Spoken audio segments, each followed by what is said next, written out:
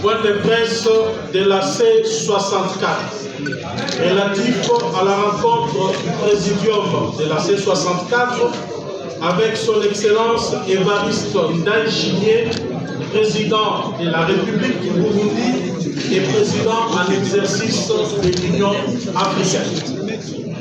Le présidium de la coalition article 64 pour la défense de l'ordre constitutionnel a été reçu par son Excellence Évariste Ndayishimiye, président de la République du Burundi et président en exercice de l'Union africaine, dans le cadre des consultations qu'il mène sur la crise en République démocratique du Congo. Cette rencontre témoigne de la volonté de l'Union africaine d'entendre l'ensemble des forces politiques concernées par l'avenir de notre pays. La C64 remercie le président Ndayishimiye pour cette démarche d'écoute et réaffirme son engagement en faveur de la défense de l'ordre constitutionnel, de l'intégrité territoriale, de la paix, de la démocratie et de l'état de droit. Face aux manipulations et contre-vérités diffusées autour de cette rencontre, la C64 apporte des précisions suivantes. 1. La C64 n'a jamais sollicité cette audience. L'initiative est venue exclusivement du président en exercice de l'Union africaine qui, à la suite de ces échanges avec M. Félix Tshisekedi, a souhaité entendre directement la position de la C64 sur les causes profondes de la crise congolaise et les conditions d'une paix durable. 2. Au cours des échanges, le président Évariste Ndayishimiye a indiqué avoir encouragé les autorités congolaises à privilégier les dialogues politiques et la cohésion nationale afin de renforcer la capacité du pays à faire face aux menaces pesant sur sa souveraineté. Il a également souhaité recueillir la position de la C64 sur les perspectives d'un dialogue politique. 3. La C64 a rappelé qu'on ne sauvera pas la RDC en traitant uniquement les conséquences de la crise tout en refusant d'en affronter les causes profondes. La guerre n'est pas la cause de la crise congolaise, elle en est la conséquence la plus tragique. La crise congolaise est aujourd'hui une crise systémique. Crise militaire et sécuritaire, crise de gouvernance, crise de légitimité des institutions et crise constitutionnelle. Réduire cette crise au seul conflit armé dans l'Est explique largement l'échec des initiatives précédentes.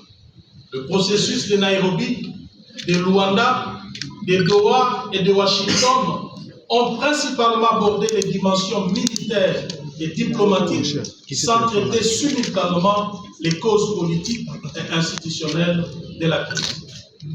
À cette situation s'est ajouté le projet de changement de constitution engagé par M. Félix Tshisekedi alors que le pays est en guerre et qu'une partie du territoire est occupée. Cette initiative ouvre un dangereux front politique au moment où la nation devrait être unie pour défendre son intégrité territoriale. 4. La C64 demeure pleinement disponible pour un dialogue véritable, sincère et inclusif. Mais un dialogue crédible suppose des actes préalables de bonne foi. Il ne saurait être question de suspendre les actions citoyennes ni d'engager un dialogue tant que M. Félix Tshisekedi n'aura pas renoncé publiquement et définitivement à son projet de changement de constitution qui divise la nation et menace le pays de balkanisation. La décrispation politique exige également la libération de prisonniers politiques, la fin des poursuites judiciaires à caractère politique, le respect des libertés publiques et le rétablissement de l'état de droit. On ne construit pas un dialogue sous la répression, ni dans la violation permanente de la Constitution. Le président Évariste Ndayishimiye a pris acte de cette position et a indiqué à la délégation de la C64 qu'il transmettrait fidèlement à M. Félix Tshisekedi dans le cadre de ses efforts de médiation. 5. Que personne ne se méprenne. En acceptant cette invitation, la C64 n'a ni négocié ses convictions, ni marchandé son combat. Notre lutte est menée pour sauver la République, défendre la Constitution et préserver l'avenir de notre nation. Nous dialoguons avec tous ceux qui recherchent sincèrement la paix, mais nous ne transigerons jamais sur la Constitution, l'état de droit et la souveraineté du peuple congolais. 6. Dans l'attente de toute nouvelle évolution, nous appelons le peuple congolais à demeurer uni, vigilant et pleinement mobilisé.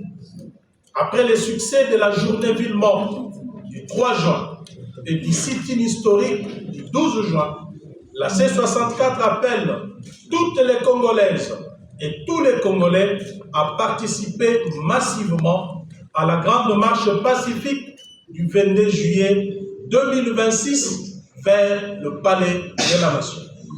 Cette marche dira non au coup d'État constitutionnel, non à la confiscation de la souveraineté populaire, non à la guerre permanente et à la mauvaise gouvernance.